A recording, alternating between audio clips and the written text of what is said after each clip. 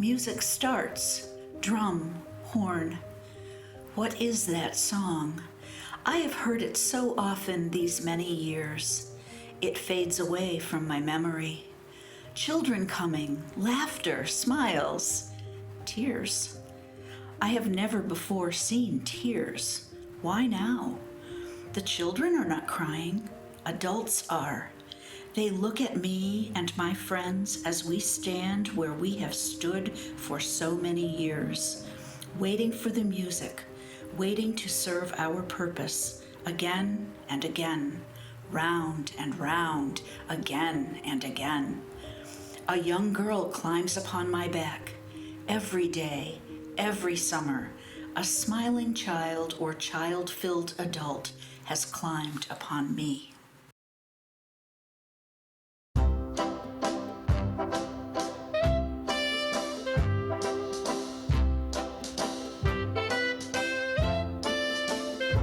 In 1925, William Muir opened Lakeside Park, giving Canandaigua its very own amusement park. Unlike most amusement parks of the day, which were so-called trolley parks, Lakeside Park would be an amusement park built for the automobile. The park would achieve immediate success, and just a couple years after opening, it would be renamed Roseland.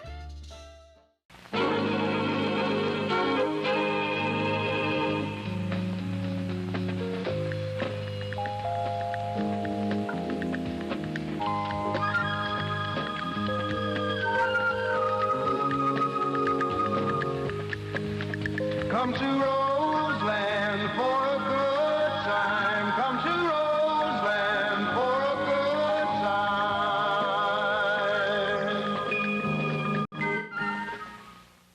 Roseland remained a popular destination for pleasure seekers throughout the Finger Lakes for 60 years, weathering depression, a world war, and ownership changes intact. But it would not last forever. In 1985, Roseland closed for the last time. Its contents were auctioned off, and the land was sold to become a housing development.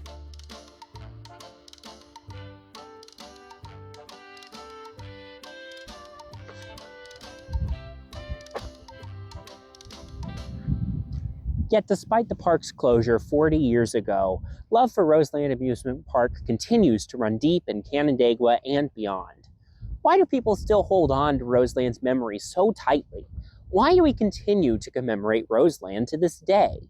For the 100th anniversary of Roseland's opening, I set out to answer that question, to discover why we're still remembering Roseland.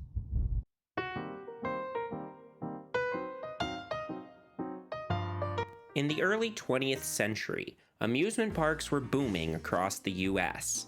Most major cities had one, and most of these amusement parks were so-called trolley parks. Take, for example, Irondequoit's Seabreeze Amusement Park.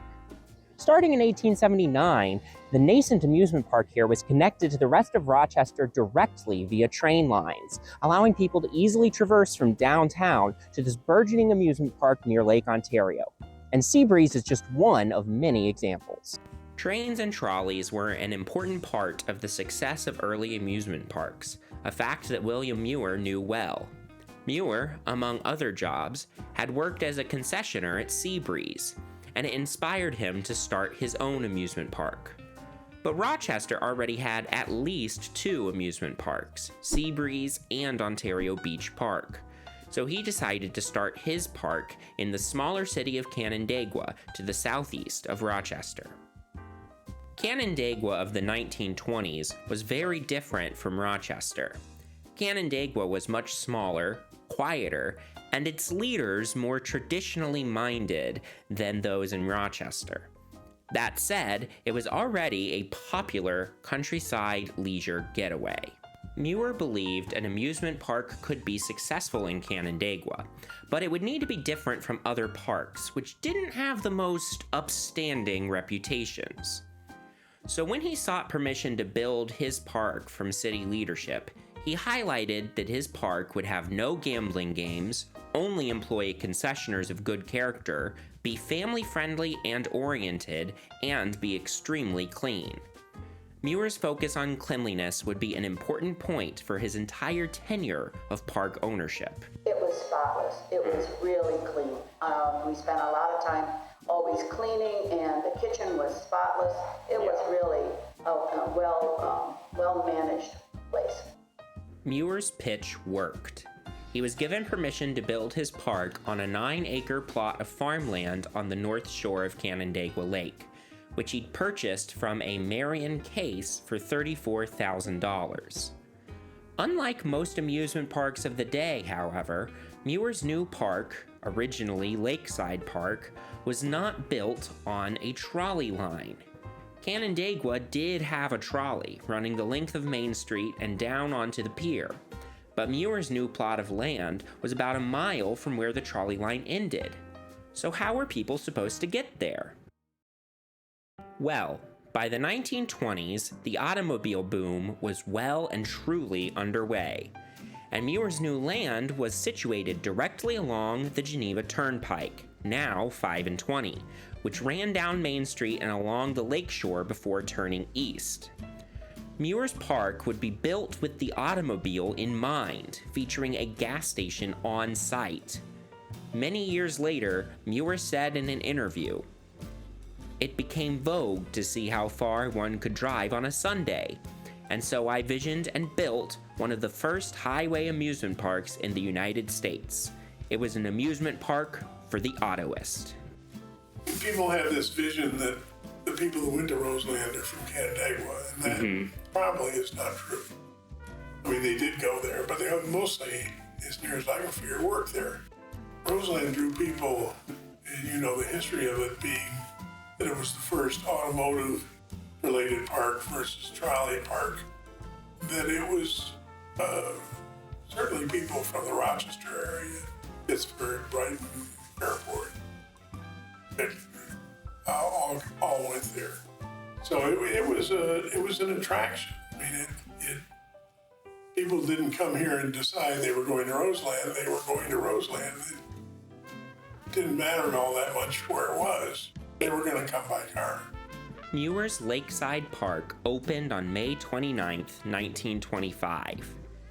Thanks to his ability to create goodwill within the community, and, of course, plentiful highway traffic, Muir's Park was an immediate success.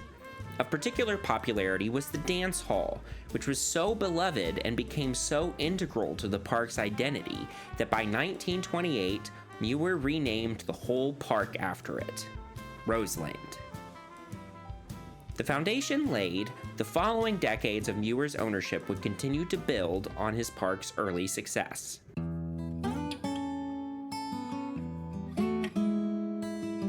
While Roseland was able to leap to success rapidly in the 1920s, weathering the Great Depression would be a challenge for any amusement park, especially a relatively young one like Roseland.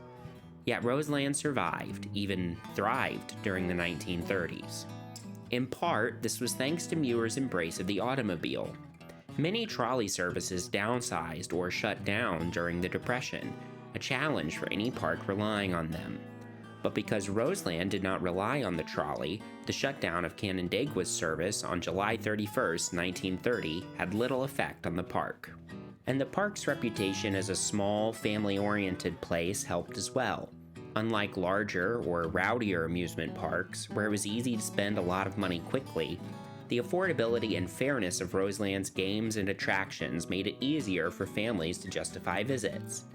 This was bolstered by the fact that there was no entrance fee to simply walk around the park, and Muir's introduction of the Free Acts program during this period, providing free entertainment to everyone who visited the park. The free acts that came, that was really important too, and that's what I think made Roseland special. People could come and go and sit and watch these free acts that they brought in, and they were really well enjoyed by people. They had all kinds of things, and it was exciting. So Mr. Muir really made it part of his, I think, program to bring things in that people wouldn't normally see in the area. In addition to the free acts, Muir introduced other popular new additions, such as mini golf and the Sky Ride. The The park's connections to the local community continued to be strong as well, exemplified by Roseland hosting the county fair several times in the 1930s. Thanks to these factors, Roseland was able to survive the Depression, but the years of the Second World War would introduce challenges of their own. And the beat of feet sounds over the land. Feet intent on training, on growing fit for whatever destiny holds ahead. Heroes, everyone. One issue that immediately impacted the park during the war was the draft. As the country militarized, many of Roseland's employees and patrons were either drafted or signed up to fight in the war. Muir turned to hiring more women to fill the gaps among the staff, but so too did every other business. There was a lot of competition for a limited workforce. Another issue was gas rationing. Long-distance travel was limited to essential travel only, and even short distances were limited by gas coupons. Because Roseland relied on people driving there from other communities throughout the Finger Lakes region, the travel limitations were a huge problem. This was particularly painful in 1943, when recreational travel was banned entirely at the beginning of the park's operating season. In an interview, Muir stated, "The ban was established early in the season after the park had already been staffed. Duration of the ban was then uncertain, and we feared that if we let the crew go and the ban was lifted in mid-season, we would be unable to open for business when people could get here. So we marked time, some weeks running deeply in the red." Luckily, the travel ban was lifted around Labor Day weekend, allowing the park to recover a bit at the end of the season. While World War II presented great challenges for Roseland, there were also some bright spots during this period, such as the influx of young men visiting the park from the nearby Sampson Naval Base. There was for instance, a Navy boot camp on Seneca Lake, where Seneca Depot is now. And on the weekends, a lot of those people would come over, and being as how there were so many men in the area, there were women in the area, might find their way there to meet the men in the area. During the war, the base trained over 400,000 troops, many of whom visited Roseland during their free time.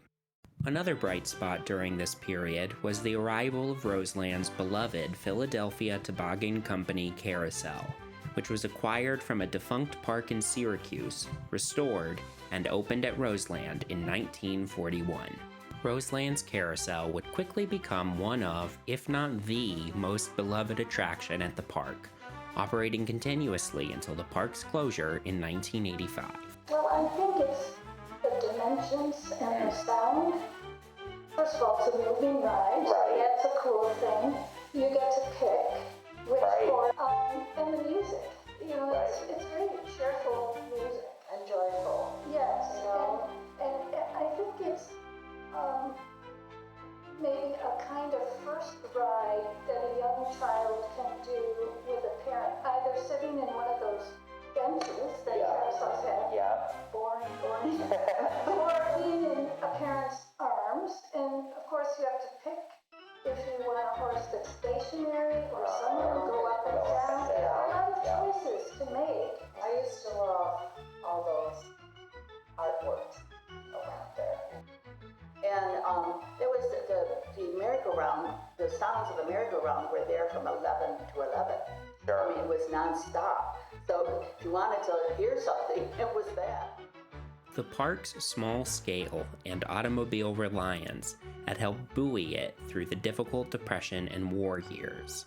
In the post-war years, Roseland would undergo expansion, bringing even greater amusements to the playground of the Finger Lakes.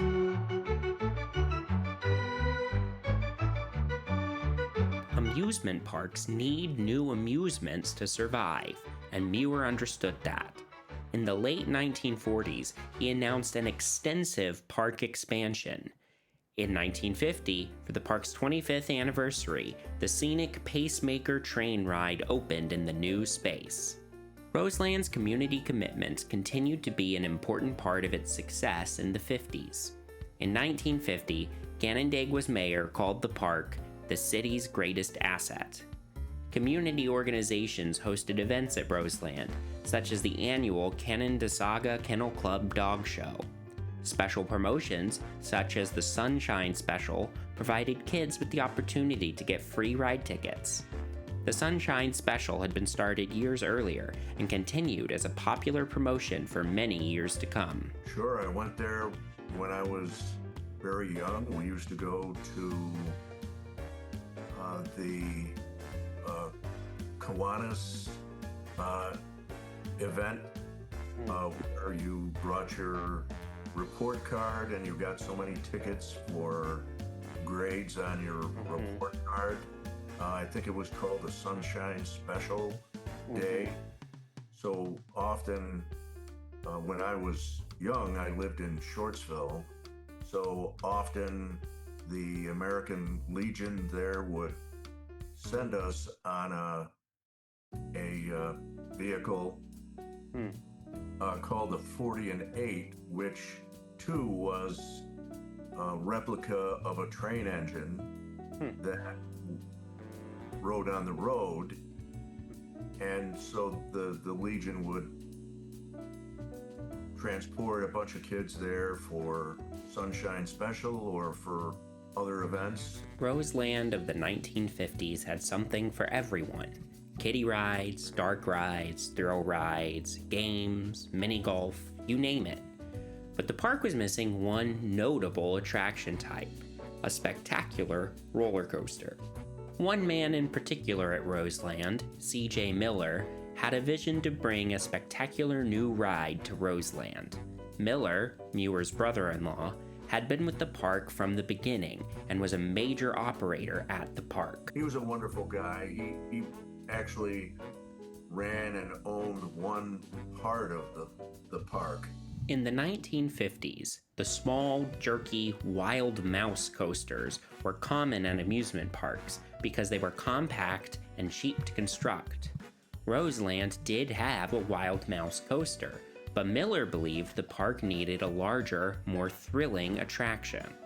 Around the same time, John Allen at the Philadelphia Toboggan Company wanted to reinvigorate the large wooden roller coaster, which had seen a decline in construction since the 1920s. Allen wanted to build a large, thrilling coaster. Miller wanted to bring a new, thrilling ride to Roseland. It was a perfect match. The only problem was that Muir was not interested in fronting the funds to build such an attraction. So Miller and Allen joined forces directly to construct a groundbreaking new roller coaster.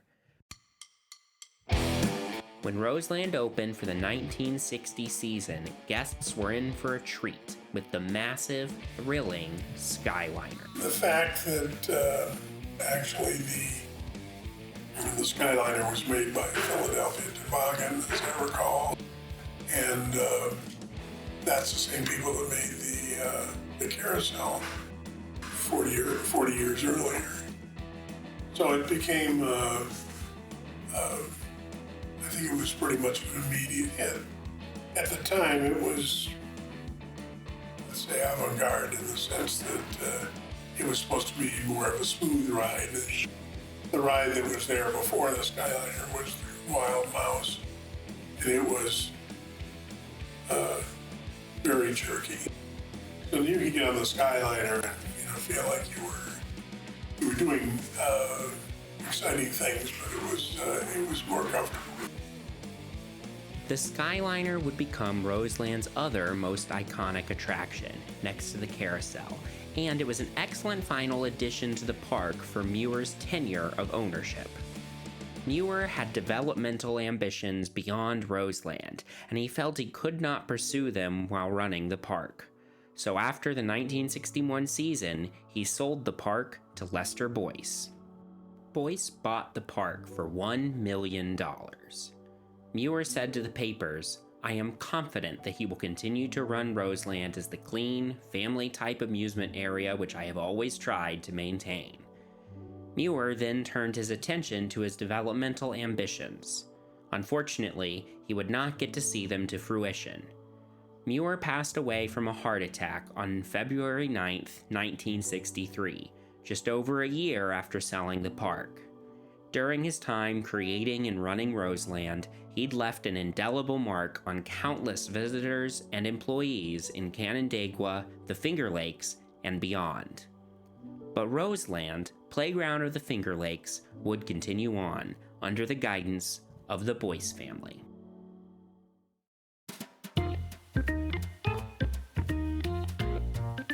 I remember Lester very well, and as time went on, even after the park closed, I knew Lester and, of course, Richard as well.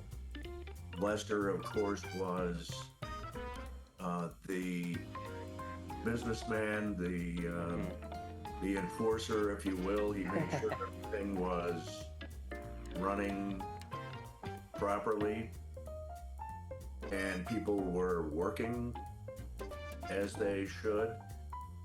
Richard was kind of a folksy guy, very friendly, kind of, one of the guys, but both great people to work for. Lester Boyce was a local businessman in charge of Boyce Trucking. When he bought Roseland from Muir, he assured the community that he would continue running Roseland much as it always had been. He maintained the park's character and continued long-standing community partnerships, such as the aforementioned Sunshine Special, a Coca-Cola bottle cap promotion, and he even introduced a new one, Report Card Day. New attractions continued to join the park, like the chairlift ride over the lake. And Boyce introduced a new ticket type, the Pay One Price ticket. Unlike previous ticket types, where guests would pay separately for each attraction, the Pay One Price ticket allowed guests to ride every ride once for one single payment. Not only did Roseland continue to be a fantastic place to visit as a guest, it also continued to be the place young folks from the area wanted to work. Well, there's no greater job than working at an amusement park because everybody's happy and mainly working with kids. Of course, that sometimes takes patience, but nevertheless, it was good to be working on a ride where children were having fun and their families and parents were as well. It was an employer of a lot of kids. Boyce's employed a lot of people locally, and plus it was a wonderful entertainment venue. Through the 60s and 70s, Roseland's continued success seemed assured. So what happened? Why did Roseland ultimately close in 1985? A big part of the problem was rising costs of rides, of land, and of insurance. Some of the comments on Facebook are people not understanding that it couldn't just keep going on forever. They didn't understand about liability insurance. They didn't understand about the soaring costs of operating a park like that. They don't understand about the value of the real estate. And at that time, the owners were business people. Why wouldn't they look at their asset and see that there were certain things that weren't as great as there had been, and try to make something out of it? So I guess I would hope that people could understand the story of why it was located where it was, and how that location ultimately led to it not being feasible to keep running. To me, what happened to Roseland was it sort of outlived its, and the insurance rates started to climb, and with higher insurance rates and say level participation, it no longer had the attraction for the owners that it once did. And they, the Boyces probably made a good decision that they weren't going to run this thing into the ground. They were going to end it when it was reasonably successful. Unlike the recently opened Darien Lake, which had a large property and an even larger budget, or Seabreeze, whose owners, the Long family, had a specific vested interest in keeping the park open, the Boyces did not feel they could keep Roseland open in the face of rising costs. While Roseland continued to have community goodwill on its side, that alone was not enough to keep the gates open.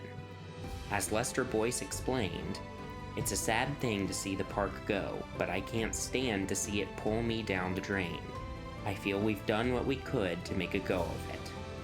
On September 2nd, 1985, Roseland closed for the last time.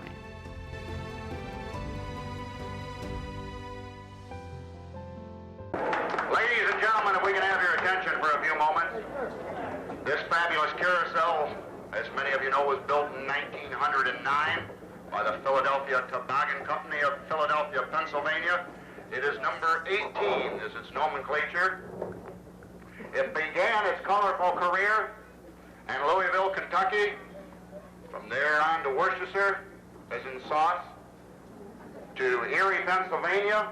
From Erie, these 42, now 41 steeds, proceeded to Syracuse, New York, and from there, here at home at Roseland, the home it's enjoyed for many a year. On September 16th, 1985, Roseland's contents were auctioned off. A number of local community members organized to try to keep the carousel, or at least some of its horses, in Canandaigua. Oh, yes. I did the Hold Your Horses poster, and somebody else, I can't think of her name, she watercolored some of them to sell. And we did t-shirts, and what other things did we do? I got a t-shirt and eventually donated it here. Oh, so you do have It's one. got the logo on it, from your design. Yeah. I don't know if there were other things, clothing or whatever. But everyone was so excited, really excited, and really wanted to promote the Hold Your Horses campaign. Ultimately, the carousel moved to Syracuse, where it can still be ridden at the mall, Destiny, USA. Other attractions, like the iconic Skyliner roller coaster, would have a second life at other amusement parks, although the future of the Skyliner's present home, Lakemont Park, is in some doubt. After 60 years of fun, Roseland disappeared in just a few short weeks in 1985, and much of its former property became a residential development.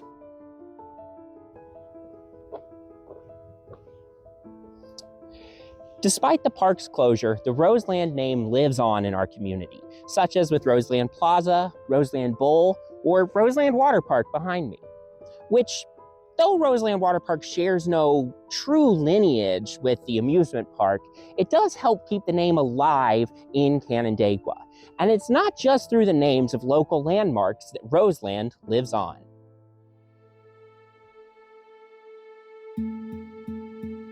One of the efforts to preserve Roseland's memory was through the book, Roseland, Playground of the Finger Lakes, 1925 to 1985. Created by a team from the Ontario County Historical Society, including authors Linda Hotra and Sherman Farnham, and graphic designer Oksana Fuller, among others. Yes, it was funds from their unsuccessful bid to get a carousel horse, because the carousel was sold at that. That was the seed money for doing the book. We had done an exhibit on Roseland, I think in 1988, and the idea was that the book would also get done about that time. But there weren't funds, and there were bigger priorities here to take care of beyond the book. Let me start with my involvement in it, which really started with a relative of mine named Catherine Hayes, who was very interested in the Historical Society and who, in about the year 2000, was dying she found in me a somewhat receptive person, and she said, there's two things I want you to do, one of which is to work with the Historical Society to try and get itself on more of a business basis, let's say. And also, she said, and to make sure that the Roseland book gets done. This from the concept of that she had been trying to get it done, but she wasn't going to be around, so she wanted me to pick that up. And I ended up in fairly short order being on the board of the Historical Society. And I give a lot of credit to Sherman here. At that time, he was on the board. He was an engine. Unbeknownst to me, he wrote his own history of Roseland, and I got a chance to see it, and I liked my ideas better. But we incorporated things that he wrote about that I hadn't. But there was nothing whatsoever on the Skyliner, which was the roller coaster, and you really couldn't do the book without. And I think that was, at least I recall, the part that I worked. I'm not sure whether there was anything before I came along, but it was something that had to be there because it was a piece of history of its own. I also think about Sherman as a producer because it was, we were working hard, you and Cindy and me, lots of get-togethers and planning things. And then when it came to the scanning of the many, many images, that was just more than we can handle. We certainly couldn't afford to pay anyone. Sherman scanned all those images. He had an office in his basement. I would go over there with stuff. I would pick up stuff. And that helped us enormously. I was more of a productive juice. And I was also took it upon myself to make, or as sure as I could be, the thing get done. As you said, it was a great project, but it wasn't really going anywhere before that. And by the time I think I said I was involved for maybe a year or two, you had a book, and that is a big accomplishment. I think I pissed off almost everybody on both sides. But it got done, and that was, I say, the one overriding objective that I had. From my point of view, there were 3 different writing styles that had made up the manuscript, and the first one was me back in the 1980s, and then the second one was Sherman, and then the third one was me, a writer who had more experience and maybe a different point of view on some things. So those 3 writing styles had to get merged. Through Christopher Clark Roseland, who I called to ask if he would edit this book, he suggested a woman, Anne Stevens, who was fabulous. I can't say enough about the collaborative camaraderie that Cindy and I had. We had a lot of fun doing this work, even though it took hours and hours. The people that bought the book, I mean, their memories of Roseland. You know, it just triggered all of their memories, not just what we put in the book. And so I think that was important. And there were people our age and people older who bought it as Christmas presents for their children. And really, that whole year, wherever I went, people would say, "Oh, I love the Roseland book. I have it on my coffee table." So it was a good feeling that we produced something that people really enjoyed. While the Roseland book is no longer in print, the care and effort that went into it, and the quality of the final product, speaks to the love and care Linda, Oksana, Sherman, and the many others involved had for this project and for Roseland. Another more recent project to commemorate Roseland is the Ghost of Roseland kinetic sculpture, created by sculptor Benji Carr and made possible through the efforts of a committee, including Judy Cermak. Well, first of all, the Ghost of Roseland was an interesting concept. We used to, Ellen Palomini and I would just take little walks down by the lake, and every now and then she'd say, you know, something's got to happen to that awful stanchion that's out there. It's been there since 1985, and it's now growing weeds, and people wonder, why is it still here? I wonder if we could put something on there. And other people had given some ideas for what it could possibly be. A lot of them were not very practical or represented what we were looking for. And so at one point I had talked to Benji Carr about something else, and I mentioned that this would be an interesting thing to have some kind of a sculpture there. Did he know someone? And Benji actually had an idea himself. He'd only been to Roseland a couple times as a kid, and before it closed. And so he thought that, and I hadn't mentioned Roseland to him, but he thought that Roseland would be significant to try to bring back some of the ideas that were there. The project that was put out on one of the concrete stumps that was left over from the Sky Ride, which was a chairlift deal that went out over the water. And when they sold off the park, the stump was left out there, so the Arts Council wanted to know if they could do something with it. So we decided to put on a sculpture on it, and they asked me for an idea, and I came up with something that was stainless. I like to use stainless and aluminum and materials that are impervious to weather. So, and then of course, being in that area, it was felt proper to do commemorative to the park. So there's 5 features on it that all have motion. That would be called a kinetic artwork. But getting the funding, there were people who were really on board with the idea, and so that got us started. The Ontario County Arts Council was the first to contribute $25,000, and then we got extra monies from some other individuals that set the goal for us. We knew now that we could do it because we needed, you know, quite a bit of money to make this happen.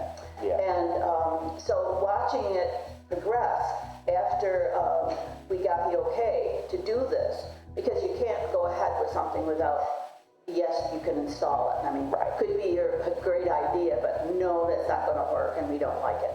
City council liked the idea, and so we went forward with it.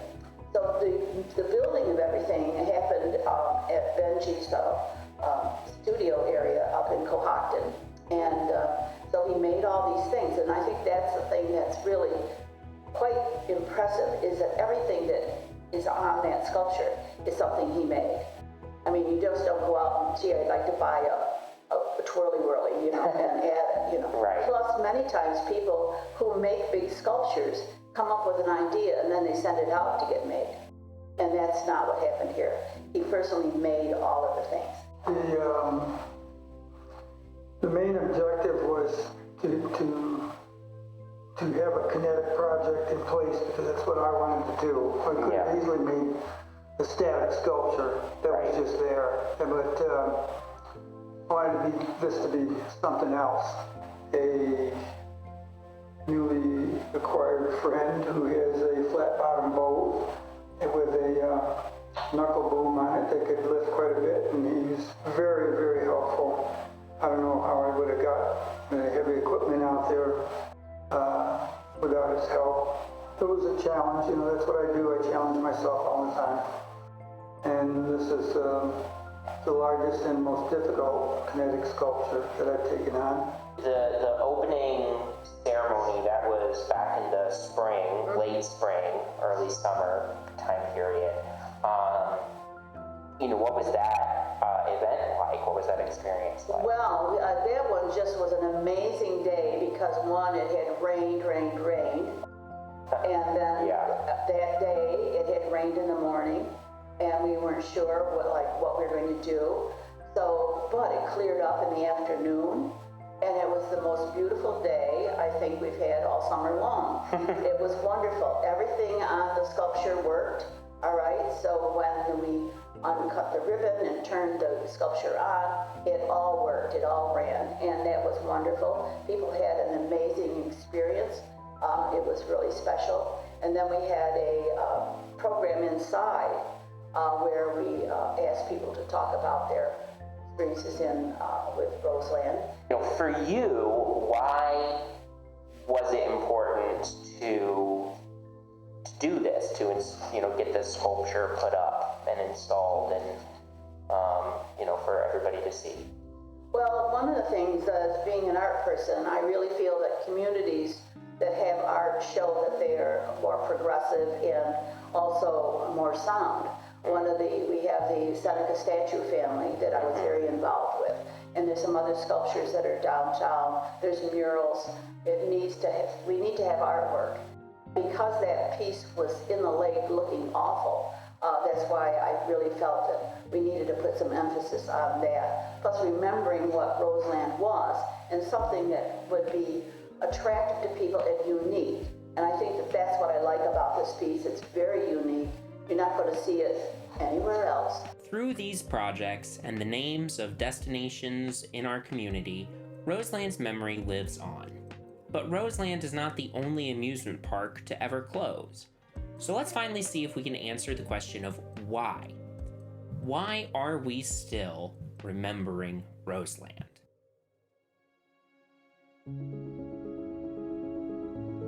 Why do you think so many people are so interested in commemorating Roseland, 40 years after its closure? Well, it was a focal point for Canandaigua on the lake, a focal point for really Ontario County, because many people from all over came to Canandaigua to be entertained at Roseland. Well, for me, I really feel that one of the important parts was you developed friendships there. I mean, I came into work and I met all kinds of people who've been lasting friends. It was a family place too. People came with their families. You built up little memories from there. And so that was an important part. Plus, the word Roseland is still around. I mean, we have Roseland Bowl, and we have also Roseland Waterpark. Yeah. And so the name Roseland is still being used, and it attaches, the name itself attaches fond memories. Most of people, I don't think of it as like, oh, Roseland. They don't think it that way. It's like, it was a good time. It was a good time, a good era for most of us. Well, it's the rush of the rides, everybody wants to do the roller coaster because it made people scream. And you get to throw your little cares and worries off to the side and have fun for a little bit. So I think that's basically it. It's just, the thrill of the rides, being with your friends, being on the lake. Yeah, I think certainly within the community of Canandaigua, there's a pretty strong affinity for Roseland, not only because people from Canandaigua went to Roseland, but because many of them worked there. It was the place to be in the summer, and it wasn't a cult, but it was, they would get together, particularly after, I think, Richard Boyce took over, and they'd have parties, and they would, it was a place you wanted to be if you were in high school or college. And so coming to Canandaigua, with its very wide main street that goes down, you have the vista of the lake. That's to me where it all starts in terms of it being a special place. The wide main street and the lake. And we all know that the lakeshore has changed quite a bit. And also the kinds of things that have been on the lakeshore have changed quite a bit, like no more ice house or whatever. But the character of this most beautiful Finger Lake is just a place that people love. Yeah. Whether they're people who have a summer cottage or have come for the day or are lucky enough to live here. So why are people still remembering Roseland? The answers are as varied as the people. But at the core of all their answers is the joy. Roseland gave so many people in the Finger Lakes and beyond joy, whether as guests or as employees. Roseland left an indelible mark on Canandaigua and Ontario County. It is an important part of our cultural history, and so it's no wonder we're still remembering Roseland.